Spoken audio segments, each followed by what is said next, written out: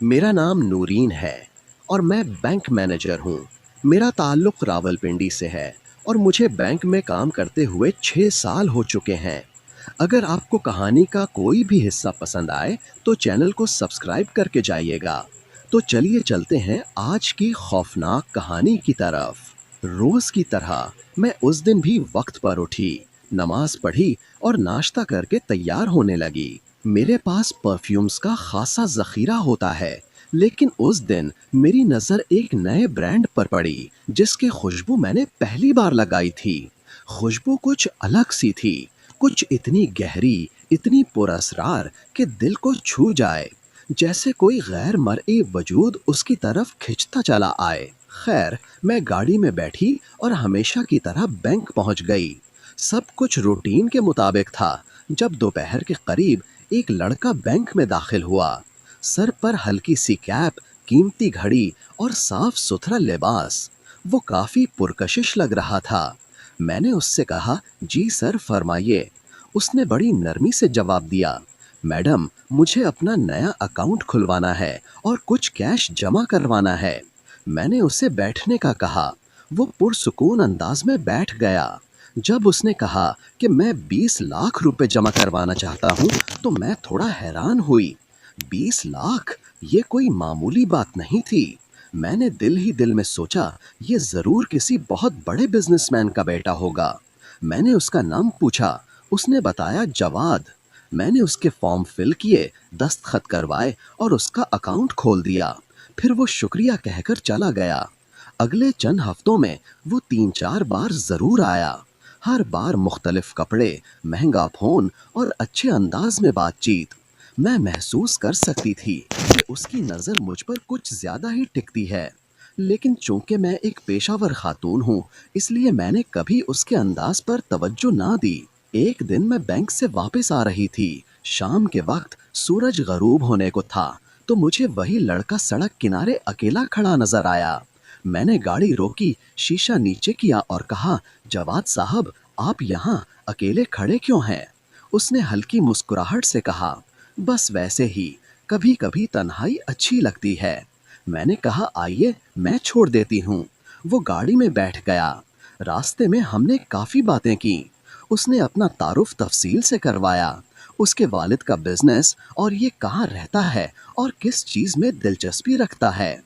मुझे उससे बात करना बुरा नहीं लग रहा था, बल्कि अजीब से कशिश महसूस हो रही थी, जैसे कोई नादीदा रिश्ता सा बंधता जा रहा हो।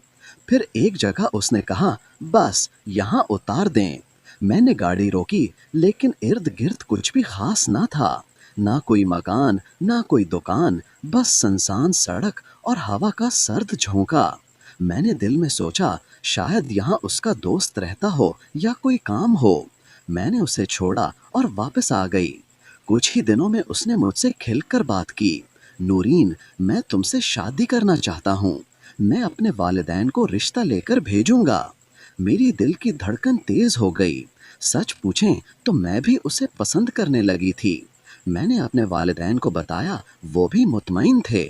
उसी दिन मेरे दादा अब्बू, जो एक गांव की मस्जिद के इमाम थे, हमारे घर तशरीफ ले आए। मैं बहुत खुश हुई क्योंकि वो मुझसे बेपनाह प्यार करते थे। अगले दिन जवाद के वालिदैन और उसकी बहन हमारे घर मेहमान बनकर आ गए। हमने उनका खैर मकदम किया, चाय पेश की और ड्राइंग रूम में बिठाया। कुछ देर बाद दादा अब्बू नमाज पढ़कर आए। जैसे ही उन्होंने मेहमानों को देखा, उनकी आंखों का रंग बदल गया, जैसे वो किसी पुरानी पहचान को सामने देख रहे हों। दादा अब्बू ने कहा, आप कहाँ से आए हैं? उन्होंने एक पता बताया, लेकिन दादा अब्बू की नजरें बदस्तूर उनके चेहरों पर जमी रहीं। फिर उन्होंने हम सब से कहा, तुम सब जरा बाहर जाओ, मुझे मेहमानों से कुछ बात करनी है। हम सब चौंक गए, लेकिन दादा अब्बू की बात का लिहाज रखते हुए हम बाहर चले गए। तकरीबन 15 मिनट बाद आवाज आई, आ जाओ अंदर। हम अंदर दाखिल हुए, लेकिन अंदर जाकर जैसे किसी ने हमारे पैरों के नीचे से जमीन खींच ली हो। कमरा खाली था, कोई मेहमान वहां मौजूद ना था, सिर्फ दादा अब्बू और उनकी नजरें नीची। मैं घबरा कर बोली, दादा अब्बू, वो लोग कहाँ गए? दादा अब्बू ने हमें बैठाया और कहा, बात सुनो, नूरीन, जिस दिन तूने वो खास खुशबू लगाई थी, उस दिन एक जिन उसकी खुशबू से आशिक हो गया था। वो रोज बैंक आता रहा महज तुझे देखने, और फिर एक दिन उसने अपने माँ बाप को साथ लेकर रिश्ता ले आया। हम सब कांपने लगे, मेरी सांसें रुकने लगीं। दादा अब्बू ने कहा, ये मुसलमान जिन्नात की फैमिली थी। मैंने उनसे शरई अंदाज में बात की, उन्हें समझाया कि इंसान और जिन की शादी मुमकिन नहीं, ये इस्लाम में जायज़ नहीं। उन्होंने माफ़ी मांगी और कहा कि उनका बेटा ज़िद्दी है, वरना वो खुद भी इस निकाह के खिलाफ थे। मैंने उसे कुरान की आयत सुनाई और वो रोते हुए मान गया। कहा, मैं अब कभी वापस नहीं आऊँगा। और फिर वो एक लम्हे में गायब हो गए। हम सब देर तक खामोश रहे।